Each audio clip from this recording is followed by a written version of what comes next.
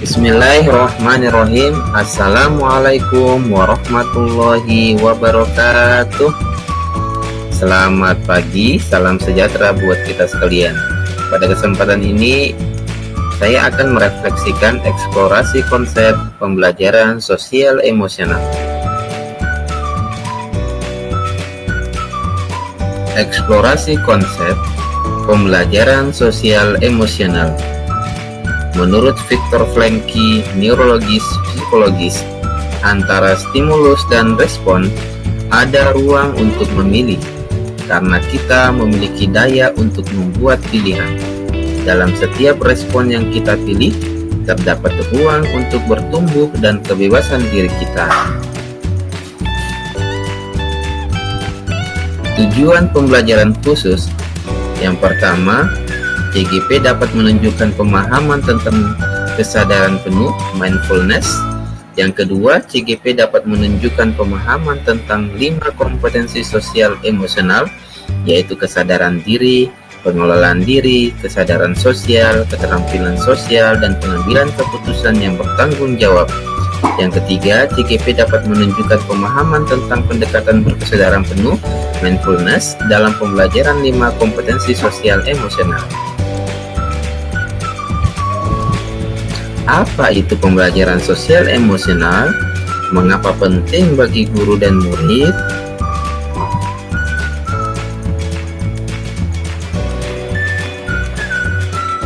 Pembelajaran sosial emosional, pembelajaran yang dilakukan secara kolaboratif seluruh komunitas sekolah.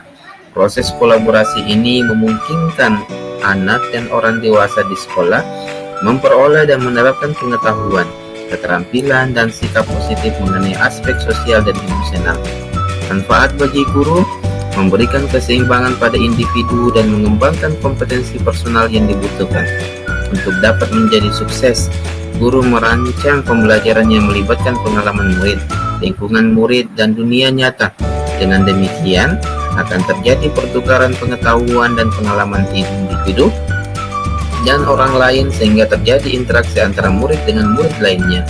Manfaat bagi murid: menyiapkan murid agar menjadi orang yang baik, yang memiliki keterampilan yang dibutuhkan untuk bertahan hidup dan mampu menyelesaikan permasalahan yang dihadapinya. Pembelajaran sosial dan emosional dimulai dari guru, harus mampu merancang pembelajaran yang mengaitkan dengan kehidupan lingkungan murid dengan kehidupan nyata, yaitu dunia, agar murid menjadi orang yang berhasil dan sukses. Kesadaran penuh, mindfulness. Kesadaran penuh, mindfulness, menurut Kabat-Zinn dalam Hawkins 2017 halaman 15, dapat diartikan sebagai kesadaran yang muncul ketika seseorang memberikan perhatian secara sengaja pada kondisi saat sekarang dilandasi rasa ingin tahu dan kebaikan. Kata kunci kesadaran penuh: yang pertama, kesadaran, awareness. Yang kedua, perhatian yang disengaja, on purpose. Yang ketiga, saat ini, present moment. Yang keempat, rasa ingin tahu, curiosity. Yang kelima, kebaikan, compassion. Kegiatan melatih kesadaran penuh: latihan menyadari nafas, mindful breathing; latihan bergerak sadar, mindful movement; latihan berjalan sadar; dan berbagai kegiatan sehari-hari yang mengasah indera. Teknik stop: S-nya stop, berhenti. T, take a deep breath, tarik nafas dalam-dalam. Yang O, observe, amati. Amati, tarik nafasnya, amati sekitarnya. Kemudian P, proceed, lanjutkan.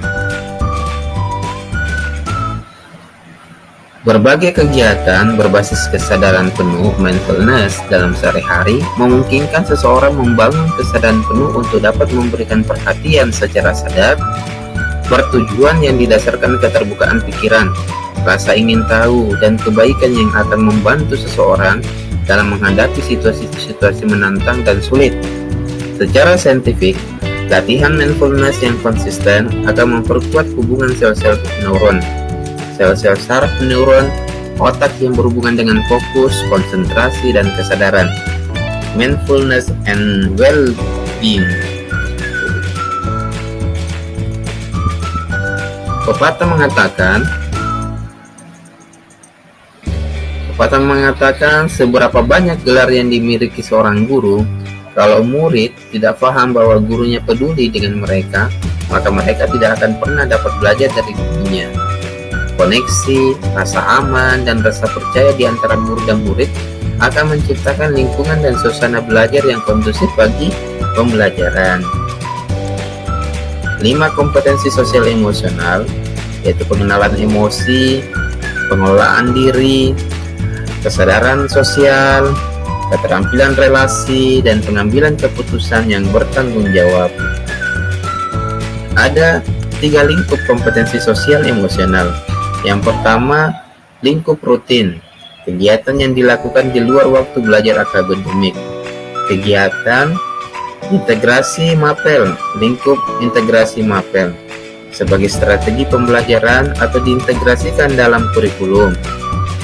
Kemudian lingkup protokol, yaitu budaya atau aturan sekolah yang sudah menjadi kesepakatan bersama.